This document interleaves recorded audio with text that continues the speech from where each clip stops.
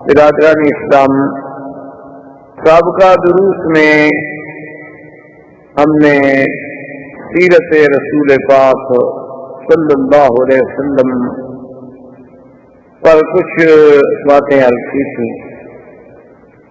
اور حضور صلی اللہ علیہ وسلم کی سیرت کی ترتیب یعنی آپ کی ولادت سے قبل کے واقعات، پھر آپ کی ولادت پاک، پھر آپ کا دور رضاعت، پھر دور شباب، تعمیر کعبہ، اور اس کے بعد حضور صلی اللہ علیہ وسلم کے اسفار، نبوت اور بعثت سے قبل، اور اس کے بعد حضور صلی اللہ علیہ وسلم پر اللہ کی طرف سے سب سے پہلی وحی کا اترنا، جبکہ آپ غار حرا میں تھے اور جبریل علیہ السلام آپ پر قرآن کی پہلی 5 آیات لے کر نازل، اور اس کے بعد حضور صلی اللہ علیہ وسلم کا سیدہ خدیجہ رضی اللہ تعالی عنہ کے گھر میں آنا، سیدہ خدیجہ رضی اللہ تعالی عنہ کا ورقہ ابن نوفل کے پاس لے کر جانا، ورقہ ابن نوفل کی طرف سے بھی تصدیق، پھر سیدہ کا ایمان لانا، اور مردوں میں سے سیدنا ابو بکر رضی اللہ تعالی عنہ کا ایمان لانا، یہ تمام باتیں تقریباً ہم اپنے دروس سابقہ میں پڑھیں۔ اب بات یہاں تک پہنچی تھی کہ اللہ نے جب اپنے نبی پاک کو حکم دیا کہ آپ اب لوگوں کو ڈرائیں کا معنی یہ ہے کہ جہنم کی آگ سے ڈرائیں، اللہ کی نافرمانی سے ڈرائیں، اللہ کی معصیت سے ڈرائیں، تو اب جب انذار کا حکم ملا اور اللہ کے نبی نے اپنی بعثت کے بعد اللہ کے احکام کے مطابق اس انذار سے کام شروع فرمایا، آپ نے صفا پہ ندا دی، آپ نے مکہ کے پہاڑوں پہ ندا دی، آپ نے حرم کعبہ میں ندا دی، آپ نے اسواق میں ندا دی، یعنی کوئی ایسا مقام نہیں تھا جہاں اللہ کے نبی نے، اللہ کے پیغمبر نے، سرکار دو عالم نے اللہ کی توحید کی دعوت نہ دی۔ تو جب حضور صلی اللہ علیہ وسلم نے توحید کی دعوت دی، کفار قریش کی گراں گزری، تو سب سے پہلے تو انہوں نے یہ کوشش کی کہ کسی طرح حضور صلی اللہ علیہ وسلم اپنی اس دعوت کو چھوڑ دیں اور ہمارے دین کی، ہمارے الہہ کی، ہمارے خداؤں کی، ہمارے عقیدے کی تردید اور مخالفت نہ کریں۔ اس ضمن میں قریش نے اپنے سرداروں کو اور اپنے رؤساء کو جمع کیا، اور جمع کرنے کے بعد ابی طالب سے بات، کیونکہ حضور صلی اللہ علیہ وسلم کی کفالت اول جو تھی وہ عبد المطلب کے پاس، لیکن عبد المطلب جب فوت ہو گئے تو پھر حضور صلی اللہ علیہ وسلم کی کفالت جو ہے ابی طالب نے قبول کی، اور اس وقت ابی طالب جو ہے وہ بھی مکے کے سردار تھے اور اوصائے مکہ میں، تو ابی جہل نے، جس کا نام عمرو بن ہشام تھا اور کنیت وہ ابو الحکم کہلاتا تھا، لیکن اس کی عناد سے، اس کی تعصب سے، اس کی مخالفت سے، حق کو ٹھکرانے سے، باطل کو اپنانے سے اس کی کنیت جو ہے پھر ابی جہل پڑ گئی۔ تو وہ سارے وفد کو لے کے ابی طالب کے پاس پہنچا اور اس نے کہا کہ ابی طالب، آپ چونکہ ہمارے بڑے ہیں اور سردار ہیں اور قریش مکہ سے آپ کا بہت بڑا تعلق ہے اور خاندان بنو ہاشم سے آپ کا بہت بڑا مقام ہے، لیکن آپ کے بھتیجے سیدنا محمد رسول اللہ صلی اللہ علیہ وسلم نے ہمیں تنگ کر دیا ہے، ہم بالکل مجبور ہو گئے ہیں کہ وہ ہمارے خداؤں کی مخالفت کرتے ہیں، لات و عزا کی مخالفت کرتے ہیں، اور یکفر اعلامنا اور کان یکفر آباءنا، اور ہمارے باپ دادے کے دین کے طریقے کی تردید کرتے ہیں، ہم صبر نہیں کرتے، ہم مجبور ہیں، لہذا آپ محمد مصطفیٰ صلی اللہ علیہ وسلم کو ہدایت کریں کہ وہ یہ بات جو ہے چھوڑ۔ ابی طالب نے حضور صلی اللہ علیہ وسلم کو سمجھایا اور بتایا کہ آپ کی قوم کا وفد آیا تھا اور ان کا یہ مطالبہ ہے۔ حضور نے فرمایا کہ یہ میرا کوئی ذاتی کام تو نہیں ہے، مجھے تو اللہ نے نبی بنا کے بھیجا ہے، میں تو اللہ کے حکم کا پابند ہوں، میں کیسے چھوڑ سکتا۔ اب کفار قریش نے ایک دوسرا طریقہ اختیار کیا، انہوں نے ابی طالب سے کہا کہ آپ اپنے بھتیجے سے کہیں کہ وہ ایک نیا نظریہ، کیونکہ ان کے لیے تو یہ ایک نئی بات تھی نا، کیونکہ وہ تو سوچ بھی نہیں سکتے تھے، وہ تو صدیوں سے اسی کفر میں مبتلا چلے آ رہے تھے کہ بتوں کی عبادت کرنی ہے، بتوں کی پوجا کرنی ہے، بتوں کے آستانوں پہ جانور ذبح کرنے ہیں، ان کے نام پہ چڑھاوے چڑھانے ہیں، ان کے مجاوروں سے جا کے کس سے کہانیاں پوچھنی ہیں۔ ان کا بھی ایک بات تھی، ایک دن سے نہیں تھی، آبا و اجداد سے چلی آ رہی تھی، اور جب اللہ کے نبی نے ان سب پر توحید کی ضرب ماری تو وہ تلبلا اٹھے کرنے لگے اجعل الآلہۃ الہا واحدا، یہ کیسے؟ تو اب انہوں نے ایک نیا رنگ اختیار کیا، انہوں نے کہا کہ اگر اللہ کے نبی اس نئے نظریے کے پیش نظر یہ خیال مبارک میں ہے کہ مجھے مکے کی سرداری مل جائے، میں مکے کا سردار مان لیا جاؤں، اور بغیر کسی اختلاف کے تو ہم آپ کو سردار ماننے کے لیے تیار ہیں، آپ سے اور اچھا ہمیں کون مل سکتا ہے کہ آپ صادق بھی ہیں، امین بھی ہیں، اور بنو ہاشم کے چاند ہیں، محمد ابن عبداللہ ہیں، ابن عبد المطلب ہیں، آپ علی نسب ہیں، تو آپ بالکل سردار بنے، ہم سب بیعت کرنے کے لیے تیار ہیں۔ اور اگر انہوں نے کہا کہ حضور صلی اللہ علیہ وسلم نے اپنی اس شہرت سے فائدہ اٹھانے کے بعد یہ سوچا ہے کہ کسی بڑے گھر میں میری شادی ہو جائے، کیونکہ جب آدمی کسی چیز میں شہرت حاصل کر لیتا ہے تو پھر بڑے بڑے گھر جو ہیں وہ بھی اس سے شادی کرنا چاہتے ہیں، تو آپ اشارہ کر دیں اور مکے کے جس خاندان، جس گھرانے کی جس لڑکی پہ حضور صلی اللہ علیہ وسلم ہاتھ رکھے ہم دینے کے لیے تیار ہیں، نکاح کر لیں۔ اور تیسری بات یہ ہے کہ خدا نہ کرے اگر حضور صلی اللہ علیہ وسلم کو کوئی تکلیف ہے، یعنی آپ پر کوئی جن کا اثر ہو گیا، آپ پر کسی نے کوئی سحر کر دیا کہ آپ اپنے عقل سے ماورا باتیں کہتے ہیں، جو باتیں بالکل حقیقت کے خلاف ہیں، جو باتیں بظاہر ہماری سمجھ سے بالا تر ہیں، کیسی بات ہے کہ لات عزا منات یہ 360 خدا سب چھوڑ دیے جائیں اور ایک خدا جو ہم دیکھ بھی نہیں سکتے، ہمیں نظر بھی نہیں آتا، وہ سارے کام ایک خدا سر انجام دیتا ہے، خیر بھی وہی کرے شر بھی وہی کرے، کیسے ہو سکتا ہے؟ یہ تو بات عقل میں آنے والی بات کہ دن بھی پیدا کرے پھر رات بھی پیدا کرے، ایک بندے کو پیدا بھی کرے پھر اس کو مار بھی دے، یہ باتیں ہمیں تو سمجھ نہیں آتی۔ ہاں مارنے والا اور ہے، پیدا کرنے والا اور ہے، بات کو میں جا سکتا، لیکن ایک آدمی پیدا کریں، خدا ہے، اس نے خود پیدا کیا، بنایا، بنانے کے بعد اس کو مٹا دے، آسمان و زمین کو پیدا کیا، فرماتے ہیں پھر اس کو بھی ختم کر دے گا، یہ سب توڑ پھوڑ دے گا۔ یہ باتیں ہماری سمجھ سے ماورا ہیں، شاید نہ کوئی جن کا اثر ہے تو ہم علاج کرانے کے لیے تیار۔ جب یہ باتیں حضور صلی اللہ علیہ وسلم کے لیے انہوں نے تجویز کی اور ابی طالب نے آپ کے سامنے یہ باتیں رکھی تو حضور نے فرمایا کہ چچا دیکھو، اگر مکے کی سرداری کی بات ہو تو سرداری تو اب بھی ہمارے گھرانے میں ہے، پہلے عبد المطلب کے پاس تھی، اب آپ کے پاس، اور اگر مکے کی کسی بڑے خاندان میں شادی کی بات ہے تو خدیجہ سے بڑی عورت کون ہے مکے؟ سیدہ خدیجہ رضی اللہ تعالیٰ عنہ، بے اعتبار نسب کے، بے اعتبار حسب کے، بے اعتبار مال کے، اس سے بڑا کون ہے مکے؟ اور وہ تو 25 سال پہلے سے میرے گھر میں ہے، اور اس نے تو مجھے خود تمنا کر کے شادی کی اور اس کی ساری دولت میرے ہاتھ۔ اور اگر یہ کہتے ہیں کہ نعوذ باللہ مجھ پر جنات کا یا کوئی بیماری کا اثر ہے تو جن والے لوگ جو ہیں ان کو دیکھا انہوں نے کبھی کہ وہ جنات اسی طرح پاک رہتے ہیں، صاف رہتے ہیں، عبادت کرتے ہیں، اللہ کی دعوت دیتے ہیں، وہ تو پلید لوگ ہوتے ہیں جن پر جنوں کا اثر ہوتا۔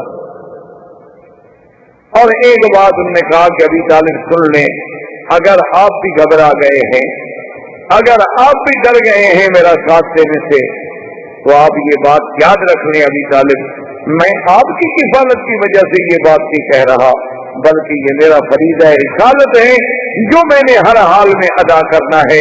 آپ سرداران مکہ سے کہہ دیں کہ اگر وہ چاند لا کر میرے ہاتھ پہ رکھ دیں، سورج لا کر میرے ہاتھ پہ رکھ دیں اور مجھ سے مطالبہ کریں کہ میں توحید کی دعوت کو چھوڑ دوں، میں ان سب چیزوں کو ٹھوکر مار سکتا ہوں، لیکن اللہ کے حکم کی تعمیر میں کبھی کوتاہی نہیں۔ اور ابھی طالب اگر آپ کو ڈر ہے کہ اتنے بڑے قریش سے آپ کیسے مقابلہ کریں گے، تو میں آپ کو یقین دلاتا ہوں کہ یا ہم نے مجھے آپ سے کوئی گیلا نہیں۔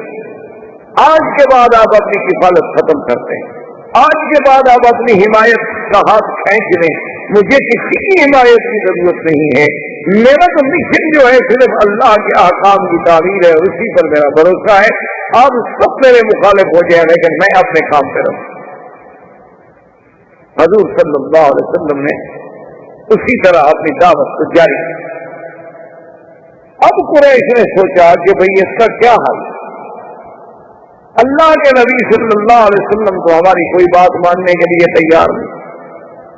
وہ سمجھے تھے نا کہ یہ دنیاوی بات ہے، جیسے آج کل بھی ہمارے بہت سارے پڑھے لکھے دوستوں کو بہت سارے مقامات پر مغالطہ لگتا ہے کہ بھئی یہ مولوی لوگ اتنے سخت کیوں ہیں، اتنے باتوں پہ کیوں اپنی بات پہ اڑے رہتے ہیں، کہ کیوں نہیں دنیا کے ساتھ ذرا مل جل کے مصالحت کر کے اور رواداری کے ساتھ اور جناب ذرا وسعت قلب کے ساتھ فراخ دلی کے ساتھ جو ہے معاملہ کریں۔ دنیا بہت ترقی کر گئی ہے تو ان بیچاروں کو بھی دراصل یہی مغالطہ ہوتا ہے۔ آدمی رواداری وہاں کرتا ہے جہاں اس کا اپنے بات ہو، اپنا کام ہو۔ آپ نے مجھ سے پیسے لینے ہیں، آپ نے مجھ سے گھر مانگا ہے، آپ نے مجھ سے رہنے کی جگہ مانگی ہے، اس میں تو رواداری ممکن ہے۔ اللہ کے دین کو تبدیلی میں رواداری کا کیا مانا ہے؟ کوئی آدمی کہا اچھا جی کیونکہ بہت سارے لوگ داڑھی مڈاتے ہیں لہٰذا آپ مولوی رواداری کر کے چپ کر جائیں، جو جائز نہیں کر سکتے چپ کر جائیں، یہ رواداری نہیں ہوگی، یہ دین سے انحراف ہوگا، دین سے غداری۔ اس کی چھوٹی سی مثال آپ دیکھ لیں کہ اگر آپ کسی کو چوکیدار رکھیں کہ آپ نے میرے گھر کا پہرا دینا ہے اور میں آپ کو اتنی تنخواہ دوں گا اور آپ نے رات کو 10 بجے سے صبح 6 بجے تک ڈیوٹی دینی ہے اور بالکل وقتاً الرٹ رہنا ہے۔ اب اس کے پاس کوئی چور آئے اور کہے کہ یار کم سے کم کچھ تو اخلاق رکھو، کچھ تو رواداری اختیار، یار تم اتنے بد خود کو کہ ہر وقت ڈنڈا لے کے کھڑے ہو، کوئی بات ہے؟ تم تھوڑا سا تو نرم ہو جاؤ، تھوڑی سی رواداری کرو۔ چلو میں تمہارے مالک کی گاڑی نہیں چلاتا، بڑی چیزیں نہیں چلاؤں گا، چھوٹی موٹی چیزیں اگر اٹھا لوں تو کیا فرق پڑتا ہے؟ تمہارے مالک کو تو پتہ بھی نہیں چلے۔ میں اگر کار لے جاؤں ٹھیک ہے، مالک پوچھے گا بھی گاڑی کہاں، میں اگر ان کے ڈرائنگ روم سے قیمتی قالین اٹھا لوں تو وہ دیکھے گا کہ کہاں ہے۔ نہیں، چھوٹی موٹی چیزیں جن پر ان کی کبھی نظر ہی نہیں پڑتی، اس طرح تو سب روادار بنو یار، یہ کیا رواداری ہوئی؟ تو اگر ایک چوکیدار یہ رواداری نہیں کر سکتا تو ایک دین کا سپاہی جو ہے اور دین کا چوکیدار جو ہے وہ اللہ کے نبی سے غداری کر کے حضور کی شکل کے خلاف کیسے راضی ہو جائے، حضور کی سیرت کے خلاف کیسے شروع کر لے؟ مثال کے طور پر جیسے بعض اوقات مثلا ایک پارٹی میں مجھے بھی ایک دفعہ اتفاق ہوا کہ وہاں آج کل جیسے رواج ہے لوگ کھڑے ہو کے کھانا کھاتے ہیں، کیونکہ تہذیب جدید کا تقاضا یہی ہے کہ ہر آدمی جو ہے پلیٹ لے لے اپنی اور کھڑا ہو جائے۔ پہلے تو ہم نے سنا تھا کہ ہندو لوگ الگ کھانا کھاتے ہیں، اب مسلمانوں کو بھی ہم نے دیکھا کہ پلیٹ بھی اپنی، اپنی گلاس بھی اپنا، ہاتھ بھی اپنا، چمچ بھی اپنا۔ چلو جی ٹھیک ہے، بڑا ڈرتے ہیں بیچارے کہ جراثیم نہ ہو جائے۔ ابھی جراثیم انہیں ہونا ہو تو جتنی حفاظت کرو وہ ہو جاتے، جو تکلیف آنی ہے نا اللہ کی طرف سے۔ بڑے صاف ستھرے ملک جتنے ترقی یافتہ ممالک ہیں ان میں جو بیماریاں ہیں ان کا آپ تصور بھی نہیں کر سکتے۔ اللہ ان بیماریوں سے ہمیں محفوظ رکھے، جن عذابوں میں وہ مبتلا ہیں اللہ تبارک و تعالی ہمیں محفوظ رکھے۔ تو بہرحال اب مسلمانوں کا ایک طرز جدید، تہذیب جدید کا تقاضا یہ ہے کہ کھانا لے جناب اپنا کھانا بھی خود اٹھائیں اور پلیٹ میں لے لیں اور اس کے بعد کھڑے ہو جائیں، گپ شپ بھی کرتے رہیں اور کھانا شانا بھی کھاتے رہیں۔ تو بہرحال تو ایک دفعہ میں گیا تو اصل بات یہ ہے کہ پتہ نہیں میں بھی جیسے کھڑے ہو کے کھا لیتا، مجھے یہ طریقہ نہیں آتا. پرانے لوگ دیہات کے رہنے والے، ہمیں کیا پتا کیسے پلیٹ پکڑ کے آدمی کھڑا رہے. اب ہمیں تو نہیں آتا نا کہ ہمیں تو کھڑے ہو کے ابھی تک پیشاب کرنا بھی نہیں آتا. ہم نے تو اپنے عقل میں اونٹ وغیرہ کو دیکھا تھا کہ وہ کھڑے ہو کے پیشاب کرتا ہے. ہمارے تصور میں بھی نہیں ہے کہ بندہ بھی ایسے کر سکتا ہے حرکت. تو بہرحال میں کیونکہ نہیں جانتا تھا، میں نے وہ پلیٹ لے لیا اور ادھر ادھر کرسی قریب نہیں تھی، میں تھوڑا دور جا کے بیٹھ گیا. تو ان میں سے ایک آدمی آیا تو کہنے لگا کہ حضرت اتنا تو آدمی کو سخت نہیں ہونا چاہیے. اگر اتنی دیکھیں آپ کو پتا ہے آج بڑے بڑے لوگ یہاں کھڑے ہیں، منسٹر بھی ہیں، اس میں بڑے بڑے اہم سیاسی لوگ بھی ہیں، مذہبی لوگ بھی ہیں. اگر اور بھی تو کھڑے رہے، اگر آپ کھڑے رہتے تو کیا فرق پڑ جاتا، تھوڑا سا تو آدمی کو وسیع القلب ہونا چاہیے. میں نے کہا میرے بھائی ٹھنڈے دل سے بات، میں اگر وسعت قلب کا مظاہرہ کر کے حضور کی سنت کے خلاف کھا لیتا تو اللہ کے نبی بھی ناراض، خدا بھی ناراض، اور میں اپنے مشن سے بھی منحرف ہو گیا کہ لوگوں کو تو میں پیغام دوں کہ میں ایک عالم ہوں اور میں دین کی دعوت دیتا ہوں اور خود میں اس دین پہ عمل نہ کروں. تو میں نے اپنے مشن سے غداری کی، سنت رسول سے غداری کی، اپنے اللہ سے غداری کی، اور صرف ایک بندے سے رواداری کی کہ دعوت دینے والا مجھ سے ناراض نہ ہو جائے. اور اگر تم نے علماء کو بلایا تھا اور تم رواداری کر کے ذرا کھانا سنت کے مطابق نیچے لگا لیتے، سب بیٹھ کے کھا لیتے، تو تم پہ اللہ بھی راضی، اللہ کا رسول بھی راضی، اور زندگی میں چلو ایک دفعہ سنت پہ عمل ہو جاتا. تو تم مجھے بتاؤ تمہاری رواداری کرنا زیادہ بہتر تھا یا میری رواداری کرنا زیادہ بہتر تھا؟ لیکن نا اس طرح تو آپ کہہ سکیں گے کہ حضرت ابراہیم علیہ السلام نے بھی قوم سے رواداری نہیں کی، جا کے بتوں کو توڑ ڈالا. دیکھو جی تو عقل کی بات ہے، کسی کی دین کو نہ مانو، لیکن یہ تو نہیں کہ جا کے توڑ دو. تو ان کے بارے میں آخر آپ کیا فتویٰ دیں گے؟ خدا تو اس عمل سے اتنا خوش ہے کہ وہ کہتا ہے کہ خلیل ہے. اللہ نے تو انہیں خلیل اللہ تعالیٰ کر دیا، لیکن آپ اس کو کہیں گے کہ جی حقوق انسانیت کے خلاف ہے کہ کسی کے خدا کو جا کے توڑ ڈالو. آپ نے تو کسی کا دل توڑ دیا. اس لیے اللہ کے نبی نے فرمایا کہ عقل کی بات چھوڑو. یہ کیا رواداری ہے کہ میں اللہ کے دین کو چھوڑ دوں؟ یہ کیسے ہو سکے؟ تو اب کفار قریش میں ایک نیا پینترا بدلا، انہوں نے ایک نئی چال لی. انہوں نے کہا کہ بھئی اللہ کے نبی تو اپنے راستے سے نہیں ہے. اب انہوں نے کہا کہ حل یہ ہے کہ ہر آدمی ایسا کرے کہ جو اس کا بس چلتا، اور جہاں جہاں اس کا بس چلتا ہے وہ ان لوگوں کو عذاب دے جو اسلام قبول کر رہے ہیں، تاکہ وہ لوگ عذاب دیکھ کر، تکلیفیں دیکھ کر اللہ کے نبی کا ساتھ چھوڑ دیں. جب لوگ چلے جائیں گے تو اکیلے رہ جائیں گے. اب تعزیب مسلمین کا دور شروع ہوا بعثت رسول کے بعد، بعثت کے بعد، دعوت کے بعد، جب کفر کے سارے حربے ناکام ہو گئے، جب کفار قریش کی ساری تدبیریں ناکام ہو گئی، تو انہوں نے اب یہ پروگرام بنا لیا کہ بھئی دیکھو اکثر تو زیادہ سے زیادہ لوگ جو مسلمان ہو رہے ہیں وہ غریب ہیں اور غلام ہیں، تو ان کو اتنا عذاب دو کہ وہ اللہ کے نبی کو چھوڑ جائیں. تو اس کے لیے تجویز ہو گئی اور سب نے اپنے اپنے حصے تقسیم کر لیے کہ حضرت بلال جو تھے یہ امیہ کے غلام تھے. انہوں نے کہا کہ بلال کو تو میں ٹھیک کرتا ہوں. سمیہ، عمار، یاسر اور عمار، اس پر ابو جہل نے اپنی ذمہ داری لے لی کہ ان کو میں تعزیز دوں گا. ایک بنی محمل قبیلہ کی بانی تھی، جاریہ تھی بنی محمل کی، اس کو حضرت عمر نے کہا کہ میں تعزیز دوں گا. اسی طرح کسی نے بی بی زریرہ کو تعزیز دینے کا ذمہ داری قبول کر لی، کسی نے ایک بی بی نہدیہ تھی ان کو تعزیز دینے کی ذمہ داری قبول کر لی. تو اب کفار قریش کا یہ دور شروع ہوا کہ جو جو لوگ اسلام لا چکے ہیں انہیں تکلیف ہے. اور خدا کی قدرت ہے کہ مکی زندگی میرے مدنی کی نبوت کے ابتدائی دور میں یہ وہ دور تھا کہ جس میں اللہ کی طرف سے حکم تھا کہ صبر اور صبر اور صبر، یعنی صبر باز کہ جو دشمن کتنی کوشش کرے جواب ہی نہیں دے. اس لیے قرآن نے ایک ہی ہدایت کی کہ وَاصْبِرْ كَمَا صَبَرَ أُولُو الْعَزْمِ مِنَ الرُّسُلِ، بس میرے مدنی صبر. حتیٰ کہ اللہ کے نبی کو اتنا حکم ہی نہیں تھا کہ آپ اپنے صحابہ کو کہیں کہ چلو بھی جواب تو دے دیں نا، بھئی ایک آدمی مار رہا ہے تو چلو تم گالی تو دے دو،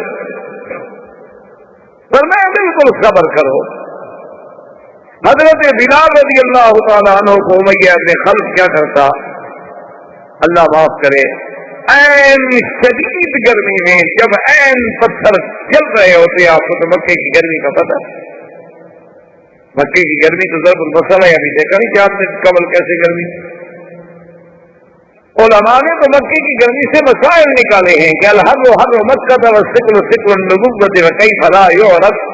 ملا علی قاری نے مسئلہ نکالا ہے کہ آدمی اگر گھوڑے پہ سوار ہے، خچر پہ سوار ہے، گدھا پہ سوار ہے اور اس جانور کا پسینہ کپڑوں کو لگ جائے تو کیا وہ کپڑے پاک ہوں گے یا کپڑے دھونے پڑیں گے؟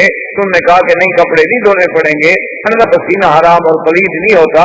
اس لیے کہ حضور صلی اللہ علیہ وسلم کے بہیمارن، مکے میں حضور نے ہمار پہ گدھا پہ سواری فرمائی. تو ملا علی قاری فرماتے ہیں کیسے تصور کیا جا سکتا ہے کہ مکے کی گرمی ہو اور بوجھ نبوت کا ہو، اور کیسے ہو سکتا ہے کہ پسینہ نہیں آیا ہوگا جانور کو؟ لیکن حضور نے کپڑے نہیں دھوئے. تو مکے کی گرمی تو یعنی ایک ضرب المثل ہے.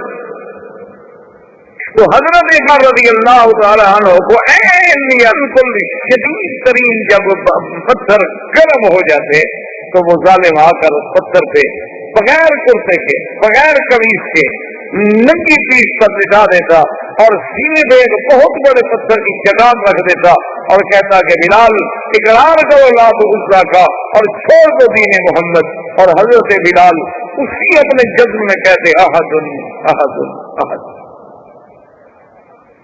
اور احد احد کہتے کہتے بے ہوش. اور جب ہوش آتی پھر وہی نعرہ احد احد. حتیٰ کہ ایک دفعہ مسلمانوں نے پوچھا حضرت بلال سے بعد میں، انہوں نے کہا کہ بھئی اور بھی تو باتیں ہو سکتی تھی نا، لا الہ الا اللہ، اللہ اکبر، لیکن احد احد جو تم کہتے تھے اس کی کیا وجہ تھی کہ تم ہر وقت احد احد احد کا نعرہ لگاتے تھے؟ تو حضرت بلال نے فرمایا اصل بات یہ ہے کہ کافر سب سے زیادہ اسی بات سے چڑھتے تھے اور میں جان کے وہی نعرہ لگاتا تھا جو کافروں کو جلانے کا ہو. جو دلیل ایمان یہ ہے کہ کافر کو جلاؤ، کفر سے بیداری کا اعلان کرو، کفر سے برات کا اعلان کرو. صرف یہ نہیں کہ تم اللہ کی توحید کا اقرار کر لو، اقرار کے ساتھ برات من الکفر، برات من المشرکین جو ہے وہ ضروری ہے. اللہ نے پورے قرآن میں سورۃ براء نازل کی، اور جب تک ہم کفر سے برات نہیں کریں گے اس وقت تک ہمارا ایمان نہیں ہوگا. ایک ہے دنیاوی تعلقات، تجارت، لین دین، یہ الگ بات ہے، لیکن قلبی طور پر آدمی بالکل مشرکین سے برات کا اظہار کرے. تو حضرت بلال رضی اللہ تعالیٰ عنہ کو اتنا مارا جاتا، اتنا ستایا جاتا. ان کے بعض اوقات تو امیہ ظالم یہ کرتا کہ کھجور کے بڑے بڑے کانٹے لے کے بدن میں جب ہوتا اور اسی حال میں بلال احد احد احد کرتے کرتے بے ہوش. ایک دن امیہ نے بلال کی اماں کو مجبور کیا، اس نے کہا کہ دیکھو تم اپنے بیٹے کو سمجھاؤ، میں اسی طرح اسے تڑپا تڑپا کے مار ڈالوں گا، ورنہ اس کو کہو کہ چھوڑ دے دین محمد صلی اللہ علیہ وسلم. تو بلال کی اماں آئی، دیکھا کہ بیچارہ تپتی ہوئی ریت پہ اور تپتے ہوئے پتھروں پہ پڑا ہے، بے ہوش. ماں ہے، پانی کے قطرے ڈالے، پلانے بیٹھی، بلال ہوش میں آ گئے. ماں بھی اسلام لا چکی تھی لیکن اس کا پتہ نہیں تھا. ہو گیا اس نے کہا کہ بلال دیکھو تمہیں پتا ہے کہ میں بھی مسلمان، لیکن ہم ایک ایسی حالت میں ہیں ہم کفر کا مقابلہ نہیں کر سکتے، ہم مجبور ہیں. تو تم کیوں نہیں مان لیتے بات؟ تم ایسا کرو کہ بظاہر چلو اوپر کے دل سے کہہ دو کہ تمہاری بات مان لی، میں نے چھوڑ دیا دین محمد، اور یہاں سے نکل جائیں گے آہستہ آہستہ کہیں چلے جائیں گے، بعد میں جب اللہ موقع دے گا اپنے اظہار اسلام کر دینا. یہ اس طرح ترپتے مر جانا جو ہے کوئی بڑی بات تو نہیں ہوگی. تو بلال ہنس دیے اور کہنے لگے کہ اماں آج تو مجھے یقین ہو گیا ہے کہ مکے کے کافر جو ہے وہ بلال سے ہار گئے، شکست کھا گئے. آج تو مجھے تسلی ہو گئی، اطمینان ہو گیا کہ میں جیت گیا. تو ماں نے کہا کہ بلال تم کیسے جیت گئے؟ اس نے کہا ماں اگر کافروں کے پاس طاقت ہوتی تو میری ماں کو لے آتے سفارشی بنا کر. ان کی طاقت جواب دے چکی ہے, ان کی قوتیں جواب دے چکی ہیں, اور جا کے آپ کہہ رہے ہو میاں سے کہ وہ جتنی ختم کر سکتا ہے مجھ پہ ختم ڈھا لے, لیکن میں کبھی آہد کا نعرہ نہیں چھوڑ سکتا. اسی عالم میں سیدنا ابی بکر رضی اللہ تعالیٰ عنہ گزرے. جب تعذیب بلال کو دیکھا تو آپ نے کہا میاں اس بلال غلام کو بیچنا چاہتے ہو؟ اس نے کہا یار میری سے جان چھڑاؤ, میں تو گلے پڑ گیا, میرے تو بات ہی نہیں مانتا, تم لینا چاہتے ہو؟ اس نے کہا لینا چاہتا ہوں. انہوں نے کہا ٹھیک ہے قیمت کرو. قیمت دے کے آپ نے غلام حضرت بلال کو خرید لیا اور اس کے بعد آزاد کر دیا. اسی لیے کتابوں میں آتا ہے کہ حضرت بلال بھی سید تھے, آتا کا سیدنا سیدنا, یعنی بلال بھی سید اور سیدنا سردار, اور حضرت ابو بکر بھی سردار, کہ اس کو غلامی سے خرید کر چھڑانے والا ابو بکر.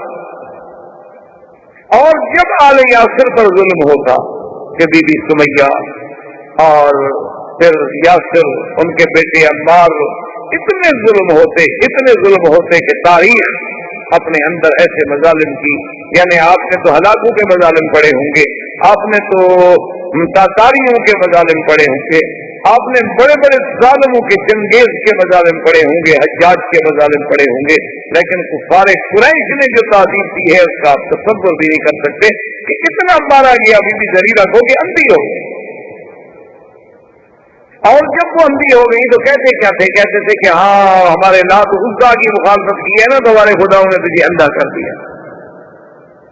اور بی بی زریرہ رات کو اکیلے بیٹھ کے روتی اور کہتی کہ مولا مجھے اندھا ہونا منظور ہے, مجھے تکلیفیں منظور ہیں, میں اب تیری توحید اب تیرے نبی کا دامن نہیں چھوڑ سکتی, لیکن یہ جو تانا دیتے ہیں نا کہ ہمارے خداؤں نے تمہیں اندھا کر دیا ہے, یہ تانا میرے لیے ناقابل برداشت ہے. صبح جب اٹھی تو آنکھیں روشن تھی, آنکھیں پھر بحال ہو گئی, نور واپس آ گئی. اب کافر حیران کہ یہ کیسے فتنہ والی ہو گئی. ابو جہل نے جب سمیہ پر, ایک طرف سمیہ ہے, صاف یاسر ہے, ہمیں تو دین مفت ملا ہے نا میرے بھائی, اس لیے ہمیں دین کی قدر نہیں. کیا مسلمانوں کے گھر میں پیدا ہوئے, باپ بھی مسلمان تھا الحمدللہ, دادا بھی مسلمان تھا, ہم نے کچھ ڈھیلا بھی نہیں لگایا, نہ جان لگائی نہ مال لگائی, لہٰذا اسلام کی ہمیں کیا قدر ہو. ہم نماز بھی پڑھتے ہیں تو خدا رسول پہ احسان کرتے ہیں کہ جی آج میں حرم میں نماز پڑھ کے آیا. اچھا جی بڑی مہربانی, اچھا ہے آپ نے جاتے تو حرم اداس ہو جاتا. آج تو میں نے جناب طواف کیا, ہاں جی بالکل شکر ہے اللہ کا, طواف نہ کرتے تو خدا کا گھر خالی ہو جاتا. اللہ کے فرشتے بھی نہیں ہیں, بلکہ پتہ نہیں ہمارے طواف سے ہی کعبہ تنگ آتا ہو. تو یہ تو میں سوچ سکتا ہوں, یہ تو میں تصور کر سکتا ہوں کہ ہمارے طواف کی وجہ سے اللہ کے کعبے کو, اللہ والوں کو, ملائکہ کو تکلیف ہوتی ہو. یہ تو میں سوچ سکتا ہوں, یہ مجھے نہیں یقین آتا کہ ہماری وجہ سے انہیں کوئی راحت ملتی ہو. اس لیے کسی نے کہا تھا نا کہ تو طواف کعبہ کردم, کہ جب میں طواف کرتا ہوں تو کعبہ ندا برآمد, کعبے سے ندا آتی ہے کہ بیرون در کے کر دی کہ درون خانہ آئی. میرے باہر تم کیا کر رہے تھے کہ ہم اندر بھی آ گئے ہوں, کہ بیرون در کے کر دی, تم باہر کیا کیا کام کر رہے تھے, انہیں پاؤں کرے کہ میرے پاس بھی آ گئے. اور کہتا ہے کہ جب میں نے جا کے زمین کعبہ پہ سجدہ کیا, زمین ندا برآمد, زمین چیخنے لگتے. انہوں نے کہا کیوں مجھے ناپاک کرتے ہو ریا کے سجدے کرتے, سارا دن خیروں کی عبادت کرتے ہو اور ابھی آ کر مجھ پر اللہ کا سجدے کر رہے. ادھر لوگوں کو بھی خوش کرتے ہو, ادھر خدا کا سجدہ کر کے اللہ کو بھی راضی کرنا چاہتے ہو. میں کہا کیوں خراب کر دی جو سجدہ ہے ریائی, تو مجھے کیوں خراب کر رہے ہو ریا کے سجدے کر کے, اس سے تو بہتر ہے کہ سجدہ. اس لیے مجھے تو بہرحال یہ ڈر لگتا ہے کہ کہیں ہماری یہ بے ادبی کہ ہم اتنے گناہوں کے ساتھ, اتنی زیادتیوں کے ساتھ ساری زندگی, اللہ معاف کرے, ہماری زبانیں گندی, ہمارے پاؤں گندے, ہمارے اعمال گندے, اور پھر ہم کعبے میں چلے جاتے ہیں بس اس امید سے کہ وہ غفور ہوتا ہے, کہ وہ ارحم الراحمین ہے, اب اس کے بندے ہیں, مخلوق ہیں, بس کیسی ہے. ورنہ تو حقیقت میں انسان کو ڈر لگتا ہے کہ میں کیا ہوں اور کہاں ہوں. یہ مقام تو وہ تھا نا جہاں بلال ہے. اب دیکھیں کہ ظلم ہو رہا ہے اور اللہ کے نبی گزر رہے ہیں, فرماتے ہیں صبرن یا آل یاسر صبرن, ایک سبق دے رہا ہے اللہ کا نبی. آج کفر اسی اسلام کو دہشت گرد ثابت کرنا چاہتا ہے۔ کاش ان کے سامنے میرے مدنی کی سیرت ہوتی، کاش ان کے سامنے میرے مدنی کی مکی زندگی ہوتی، کاش یہ جہاد اور فساد کا فرق سمجھ سکتے۔ یہ دہشت گردی ہے کہ بلال کو تڑپایا جائے، خباب کو تڑپایا جائے، سمیہ کو تڑپایا جائے، زریرہ کو تڑپایا جائے، نادیہ کو تڑپایا جائے، عمار اور یاسر کو تڑپایا جائے، خباب العرب کو تڑپایا جائے، حضور کے صحابہ کو انگاروں پہ لٹا دیا جائے۔ لیکن اللہ کا نبی کیا کہتے ہیں؟ صبر۔ کہ آل یاسر صبر، صبر۔ وہ نبی جو صبر کا درس دینے والا ہے وہ اپنی امت کو کبھی دہشت گردی سکھلا سکتا ہے؟ اصل بات کیا ہے؟ وہ سب سے بڑے دہشت گرد ہیں جو مسلمانوں کو دہشت گرد کہتے ہیں۔ انہوں نے مسلمانوں کو، جب آپ کسی کو بند گلی میں کھڑا کر دیں گے تو کوئی کیا کرے گا؟ آپ کسی آدمی کو جب بند گلی میں کھڑا کر دیں تو اس کے بعد راستہ کوئی نہیں، یا ٹکر مار کے دیوار سے مر گئے۔ تم تو حالات ایسے پیدا کرتے ہو کہ مسلمان بند گلی میں جا کے مجبور ہوں، اور جب مجبور ہو کر وہ کوئی بات کرنے کہ نہیں مسلمان ایسے ہیں، مسلمان ایسے ہیں، مسلمان ایسے ہیں۔ عجیب بات ہے۔ اگر ہمارے آپ کے ملک میں، آپ نے کتابوں میں، تاریخوں میں، اخباروں میں پڑھا ہے کہ اگر ہندو 500 مسلمان عورتوں کو ننگا کر کے ان کی ویڈیو بنائے تو وہ تو کوئی بات نہیں، اگر اس پر کوئی تڑپ کے وہاں کوئی حادثہ کر بیٹھے، دہشت گرد ہے مسلمان۔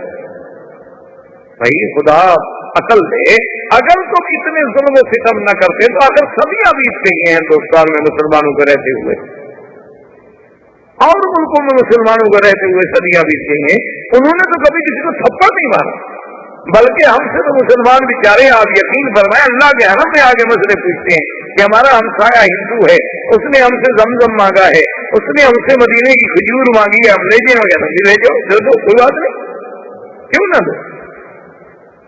یعنی مسلمان تو اتنا ہے کہ اس نے اپنے ہندو ہمسائے کو مکے میں بھی یاد رکھا، مدینے میں بھی یاد رکھا، اس کے لیے مکہ مدینے کی مقدس پاک چیز لے کے جانے کے لیے تیار ہے۔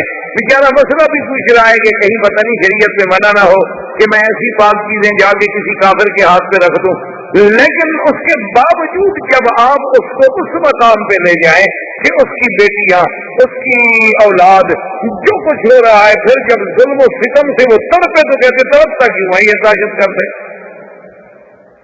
تو یہ دیکھیں اسلام کا کردار، حضور فرماتے ہیں سب بتائیں سمیہ پہ کیا کیا ظلم ہوا، اور مرد بھی نہیں۔ ابھی جہل بدبخت نے آخر ایک نیا ڈھنگ سوچا، آج تک یہ بات ایمان سے کہیں تاریخ میں اٹھا کر دیکھ لیں، یعنی تاریخ انسانیت میں جتنے ظالم گزرے ہیں کسی ظالم نے یہ نہیں سوچا ہوگا جو ابو جہل نے سوچا۔ اس لیے حضور پاک نے فرمایا کہ فرعونی اشد من فرعون موسیٰ، حضور نے فرمایا کہ میرا فرعون هذه الامہ ابی جہل، فرمایا میرا فرعون جو ہے موسیٰ علیہ السلام کے فرعون سے بھی زیادہ سخت ہے۔ صحابہ نے پوچھا حضور کیسے؟ فرمایا موسیٰ علیہ السلام کا فرعون کے مقابلے پہ تھا جس نے دعویٰ خدائی کیا تھا، جو انا ربکم الاعلیٰ کہتا تھا، لیکن جب اس کو پانی کا غوطہ لگا تو کہنے لگا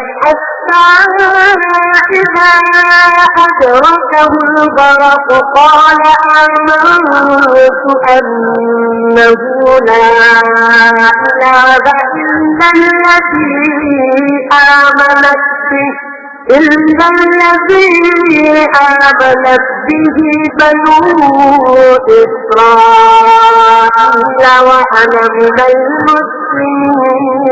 فوراً ایمان لے آیا کہ جی میں تو مانتا ہوں، ایک پانی کا غوطہ لگا، لیکن ابو جہل اتنا شدید ہے، اتنا ظالم ہے کہ گردن کٹی ہوئی ہے، آخری لگے ہیں، پھر بھی کفر سے باز نہیں آیا اور اسلام کے مخالفت کرنے سے باز نہیں آیا۔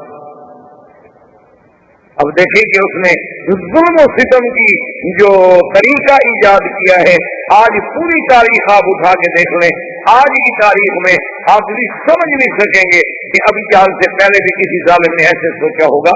بعد میں تو لوگوں نے بہت سوچا، کیا کچھ نہیں ہوا کشمیر میں، کیا کچھ نہیں ہوا کوسوفو میں، کیا کچھ نہیں ہوا سربیا میں، کیا کچھ نہیں ہوا شیشان میں مسلمان بیٹیوں کے ساتھ، خواتین کے ساتھ۔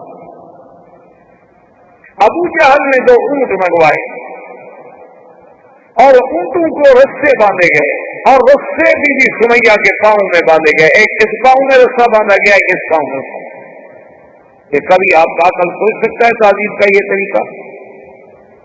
اور مخالف سمت میں اونٹوں کو کھڑا کیا گیا اور اس ظالم نے کہا کہ جب میں حکم دوں تو دونوں اونٹوں کو بھگا دیا جائے، تو ایک اونٹ ادھر دوڑے گا، ایک اونٹ ادھر دوڑے گا۔ ابو جہل سامنے کھڑا ہے، جب اونٹوں کو دوڑایا تو خود نیزہ مارا بی بی سمیہ کی شرمگاہ میں، اور بی بی صاحبہ 2 حصوں میں چیر دی گئی۔ آپریشن نہیں، چھری سے نہیں کاٹا گیا، تلوار سے نہیں کاٹا گیا، اونٹوں نے طاقت سے چیر، جیسے مرغی کو پکڑ کے آپ کو چیر۔ لیکن اس وقت بھی اس کی زبان پہ تھا لا الہ الا اللہ محمد رسول اللہ۔ یہ اول شہیدۃ فی الاسلام، اسلام کی سب سے پہلی شہیدہ ہے جو اسلام کے راستے میں شہید۔ یعنی تہذیب کی کوئی حد ہے۔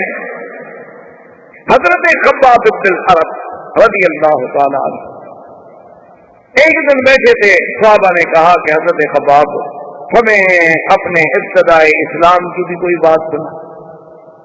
حضرت خباب بن الارت نے بتایا کیا کیا؟ آپ نے فرفع ثوبہ عن ظہرہ، آپ نے اپنی پشت سے کپڑا اٹھا لیا۔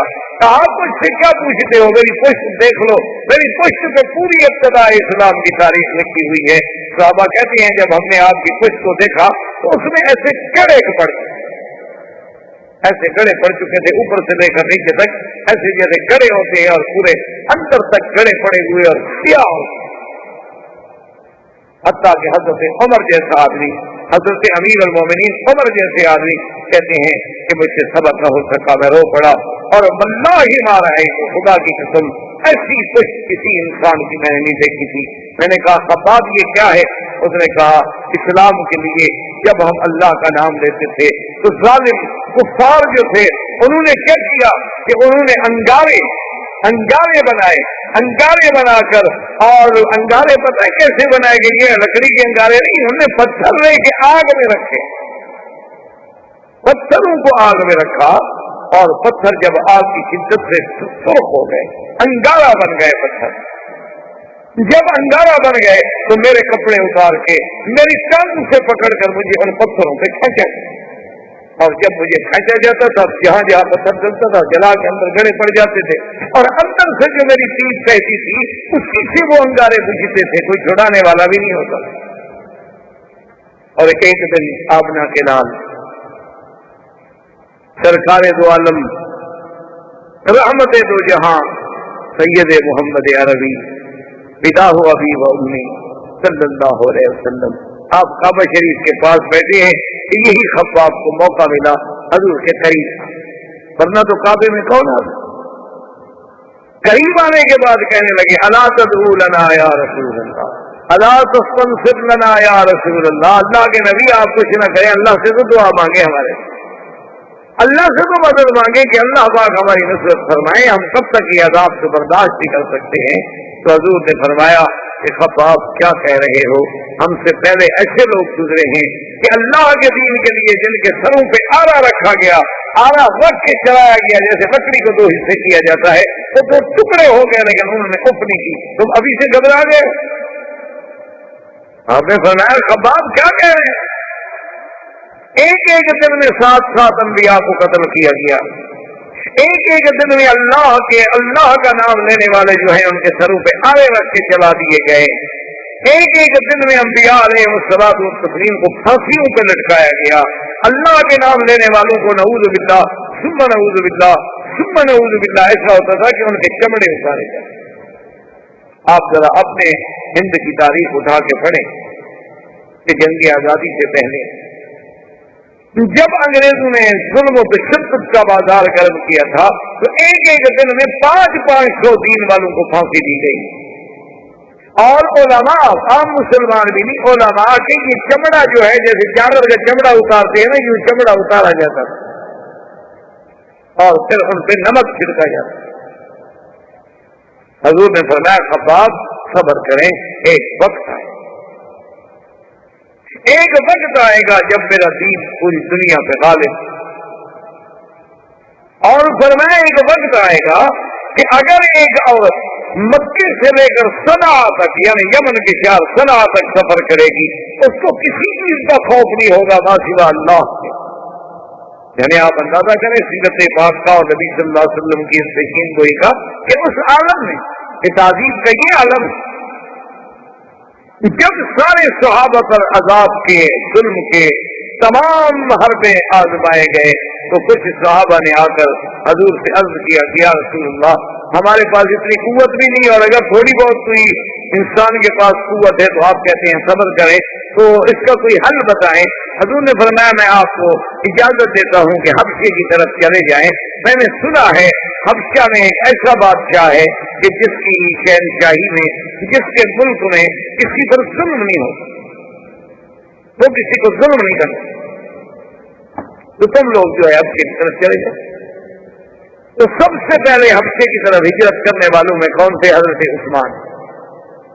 عثمان ابن عفان، اور ان کی بیوی اس وقت کون تھی؟ بی بی رقیہ بنت الرسول صلی اللہ علیہ وسلم، حضور کی بیٹی حضرت عثمان۔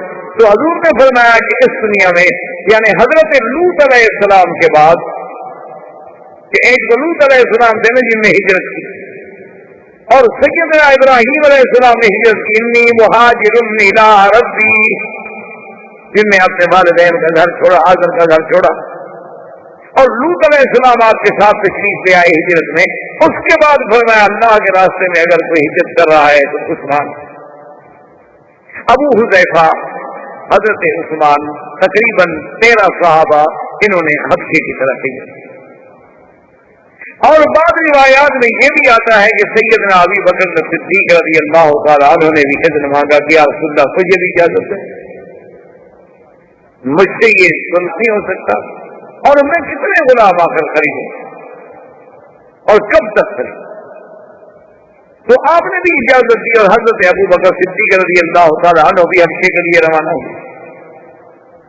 جب مکے سے نکلے تو راستے میں ایک جگہ تھی، وہاں پر احابیش کہتے ہیں عام لوگ، یعنی ایک تو سردار ہے نا جن کا اعلیٰ نسب ہوتا ہے، ایک عام لوگ ہوتے ہیں، وہ وہاں جمع تھے، اور ان کا سردار جو ہے وہ تھا ابن سبنا۔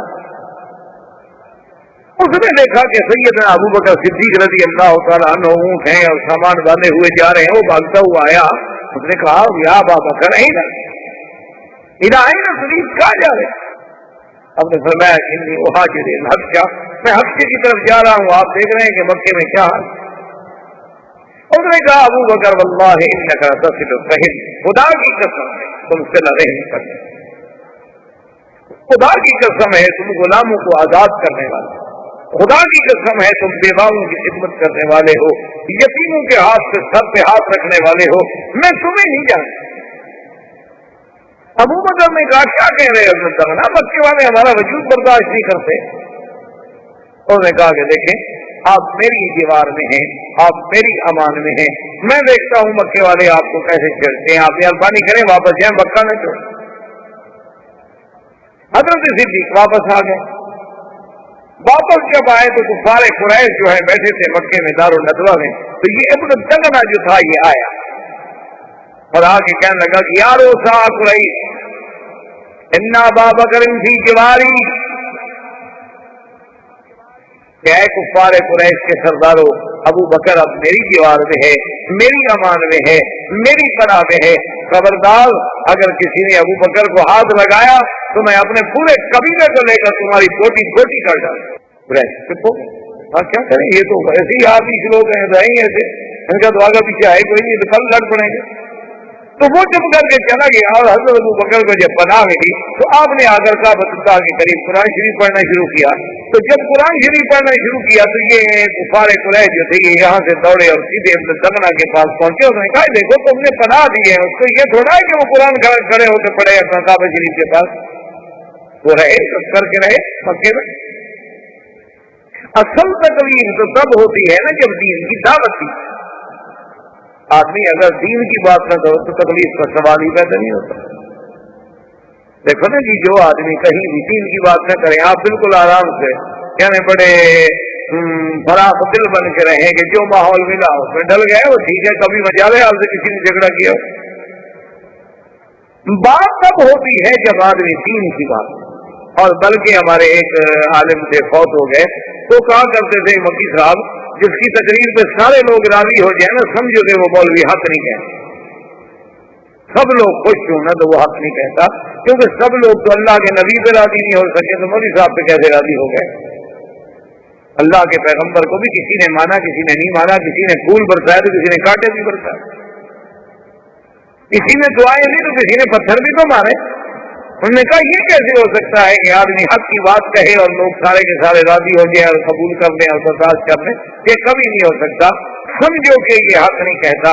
جیسے ہوتا ہے نا کہ ایک وہ آئے ایک مولوی صاحب کہنے لگے جی میں فلاں مسجد میں جمعہ پڑھاتا ہوں، 15 سال ہو گئے ماشاء اللہ، اور آج تک ہماری مسجد میں کوئی جھگڑا نہیں ہوا۔ انہوں نے کہا میں بھی خدا کی قسم کھا کے گواہی دیتا ہوں کہ 15 سال میں تم نے بھی کبھی حق کا کوئی مسئلہ بیان ہی نہیں، تم نے بھی بس لوگوں کو یہی سمجھایا ہوگا وضو کیا کرو، وضو کی یہ فضیلت ہے، نماز کی یہ فضیلت ہے، روزے کی یہ فضیلت ہے، اور مکہ شریف میں طواف کرو تو اتنا ثواب ہوتا ہے، عمرہ کرو تو اتنا ثواب۔ اس سے کون چڑھتا ہے؟ وہ اس سے کون چڑھتا؟ بات تو تب ہوگی نا جب آپ اس کو کہیں گے کہ تم باپ دادے کے غلط رسوموں کو بدعات کو چھوڑو، اب جھگڑا شروع ہو۔ کیوں چھوڑوں جی؟ آپ کہیں گے چھوڑو، وہ کہیں گے کیوں چھوڑوں؟ میرا تو باپ کل منقل خانی کرتا تھا، میرا باپ اور شریف پہ جاتا تھا، ہمارے گھر میں باقاعدہ 11ویں شریف کے دودھ تقسیم ہوتے تھے، ایک ہفتہ وہاں بھی آ گیا مکے سے۔ اب بات شروع ہوگی۔ جب تک آپ حق بات کی دعوت نہ کہیں، بالکل حلوے کھانے پر بھی کبھی جھگڑا ہوا ہے؟ کوئی تھوڑا کھا لے گا، کوئی زیادہ کھا لے گا۔ جھگڑا تو تب ہوگا جب اللہ کی توحید کی بات کریں۔ ساری زندگی ابو بکر مکے میں رہتا تھا، کسی نے جھگڑا کیا؟ 40 سال میرے مدنی نے مکے میں زندگی گزاری، کسی نے جھگڑا کیا؟ جھگڑا تو اسی وقت ہوا نا جب کہا لا الہ الا اللہ۔ اب جب سیدنا صدیق نے قرآن پڑھا تو کفار قریش کیسے برداشت کریں؟ بھاگتے ہوئے ابن دغنہ کے پاس گئے، کہا دیکھو تم نے پناہ دی ہے ابو بکر کو رہنے کے لیے، وہ مکے میں رہے، جو مرضی آئے کھائے پیے تجارت کرے کاروبار کرے، لیکن وہ تو کھڑے ہو کے ہمارے خداؤں کو گالی دے رہا۔ اب جناب ابن دغنہ آیا، اس نے کہا ابو بکر دیکھو میں نے تمہاری پناہ تو دی ہے تمہیں، لیکن اس کا مطلب یہ تو نہیں کہ ان کے خداؤں کو گالی دو۔ اس نے کہا ابن دغنہ کیا بات کہہ رہے ہو؟ قرآن پڑھنا جو ہے ان کے خداؤں کو گالی دینا؟ ہمارا تو خدا ہمیں ہدایت کرتا ہے کہ کسی کے خدا کو گالی نہ دو، ہم کیسے گالی دے سکتے ہیں؟ انہوں نے کہا یہ کیا کہتے ہیں؟ انہوں نے کہا تم بھی سن لو، میں قرآن پڑھتا ہوں۔ انہوں نے کہا نہیں اچھا قرآن پڑھتے ہو تو پھر میری بات جو ہے یہ نہیں مانیں گے۔ اب حضرت صدیق نے فرمایا کہ انی اخرج من جوارک یا ابن دغنہ، اے ابن دغنہ میں خود تمہاری امان سے نکلتا ہوں، چھوڑو میں کسی کی امان میں نہیں، بس میں اللہ کی حفاظت میں ہوں، جب تک اللہ چاہیں گے رہیں گے، جب تک اللہ نہیں چاہیں گے بات ختم۔ حضرت عبداللہ بن مسعود رضی اللہ تعالی عنہ نے جا کر جب قرآن پڑھا مکے میں کعبۃ اللہ میں، بتائے کفار قریش نے اتنا مارا اتنا مارا اتنا مارا، ایک تو فقیر آدمی تھے، کمزور آدمی، کہ بالکل سر سے لے کر پاؤں تک کوئی جگہ خالی نہیں تھی جہاں ضرب نہیں آئی۔ حضور صلی اللہ علیہ وسلم عیادت بھی کر رہے ہیں، ہاتھ بھی پھیر رہے ہیں، اور فرماتے ہیں کہ عبداللہ بن مسعود صبر سے کام لو، کوئی یہ ضروری نہیں ہے، ابھی ہمارے پاس اتنی قوت و طاقت نہیں ہے کہ ہم کھل کر اللہ کے دین کی بات کر سکیں۔ حضرت عبداللہ بن مسعود اپنی اسی بیماری، اسی کمزوری، اسی مار کھانے کے باوجود کہتے ہیں آذن یا رسول اللہ، اگر اجازت ہو تو کل پھر جا کے پڑھوں۔ یعنی جذبہ دیکھیں، اتنی مار پڑ رہی ہے اسلام۔ اور اسی اثنا میں ایک دن حضرت عمر، کفر کا زمانہ ہے، ابھی تو کافر ہیں اور بڑے جبار تھے، بڑا اللہ نے قوت طاقت جسمانی بدن آواز، بڑے اپنے وقت کے جبروت لوگوں میں سے، جبار لوگوں میں سے گزرے ہیں۔ آپ جا رہے تھے کہ دیکھا کہ اندھیرے میں ایک عورت کھڑی ہے، سواری کھڑی ہے، عورت کھڑی ہے کسی کے انتظار میں، قریب سے کچھ امن تھی، دونوں کو قال ام عبداللہ الہ، اس وقت آدھی رات کو نے کہا عمر کیا بات ہے، جب تم مکے میں ظلم و ستم کے اتنے پہاڑ توڑ رہے ہو تو اب ہم لوگوں کو نکلنے تو دو نا، کم از کم تمہارا ضمیر تمہیں اتنا بھی اجازت نہیں دیتا کہ چلو ہم خدا کا نام لیتے ہیں، تم اپنے معبودان باطلا کا نام لیتے ہو، ہم پر ظلم و ستم کے پہاڑ تم لوگوں نے توڑ ڈالے ہیں، تو اب بھی ہماری نگرانی کر رہے ہو کہ ہم نکل کیوں رہے، چلو ہم چھوڑ کے مکہ جا رہے ہیں، اب تو اطمینان کے ساتھ رہو گھر میں، ہمیں جانے تو دو۔ اس مقام پر جب بات پہنچی عمر رضی اللہ تعالیٰ عنہ اس وقت مسلمان نہیں تھے لیکن چپ کر کے واپس آ گئے. دل کو بات لگی, کہنے لگے کہ بھئی یہ مسئلہ بہت مشکل ہو گیا ہے. انا انہی هذه القصہ, میں چاہتا ہوں کہ اب اس قصے کو ختم کر دوں. انا اقتل محمدا, میں محمد مصطفیٰ کو قتل ہی کر دیتا ہوں, بات ہی ختم. یہ کیا مطلب ہے کہ روز روز لڑائی ہے, کہ باہر جا رہا ہے, کوئی عزت کر رہا ہے, یہ کیا ہو, یہ تو پھر بات ختم نہیں ہوگی. تو اس لیے ہم یہ کیوں نہ کر لیں, کم کر لیں, زیادہ سے زیادہ یہی ہو جائے گا نا کہ مجھے قتل کر دیا جائے گا بدلے میں, لیکن یہ بات تو ختم ہو جائے گی ہمیشہ کے لیے. تو حضرت عمر رضی اللہ تعالیٰ عنہ اس ارادے کو, اس جذبے کو پال کے چلے. آپ جا رہے ہیں کہ نعیم ابن عبداللہ راست سے, انہوں نے کہا کہ عمر کیا بات ہے, بڑے غصے میں. انہوں نے کہا نہیں میں عبداللہ کیا پوچھتے ہیں, روز روز کا مسئلہ ہے. میں نے تو آج فیصلہ کر لیا ہے کہ یا اس سرزمین مکہ میں میں رہوں گا یا پھر محمد عربی ہے. اس نے کہا اچھا, تم اگر محمد عربی صلی اللہ علیہ وسلم کو نعوذ باللہ قتل کر دو تو کیا خیال ہے تمہارا کہ بنو ہاشم اور بنو عبد المطلب یہ سب خاموش ہو جائیں گے, تم سے کوئی بدلہ نہیں لیں گے؟ اس نے کہا کہ زیادہ سے زیادہ بدلہ کیا لیں گے, مجھے قتل کر دیں گے بس. لیکن یہ مسئلہ تو ختم ہو جائے گا نا کہ رات تک ایک مسئلہ بن گیا ہے کہ باپ بیٹے سے جدا ہو رہا ہے, بیٹا باپ سے جدا ہو رہا ہے, بیوی خاوند سے جدا ہو رہی ہے, خاوند بیوی سے جدا ہو رہا ہے, لوگ مار کھا رہے ہیں, لوگ تڑپائے جا رہے ہیں لیکن پھر بھی نہیں چھوڑتے, اور لوگ اب مکہ چھوڑ کے جا رہے ہیں. اس لیے بہتر نہیں کہ اس قصے کو ختم کر دیا جائے. تو نہیں میں عبداللہ تو مسلمان ہو چکے تھے لیکن عمر کو پتہ نہیں تھا. وہ فرماتے ہیں کہ جب مجھے یقین ہو گیا کہ عمر کی نیت بڑی خراب ہے اور یہ اپنے عزم پہ اب اتنا پکا ہو چکا ہے کہ اس کو کوئی چیز, کوئی مشورہ, کوئی بات قائل نہیں کر سکتی, تو انہوں نے کہا کہ میں نے سوچا کہ چلو اس کو اللہ کے نبی سے پھیر کے کسی اور راستے پہ ڈال دوں. میں نے کہا عمر کیا باتیں کرتے ہو, بڑے جبار بنے پھرتے ہو, تم اللہ کے نبی کو قتل کرنا چاہتے ہو, تیرے گھر میں تو تیری بہن فاطمہ خود مسلمان ہو چکی ہے, تو خام خواہ کے لیے تم اللہ کے نبی پر مقابلہ. فاطمہ سب اچھا میری بہن, تو اس نے کہا ہاں تمہاری بہن مسلمان ہو چکی ہے.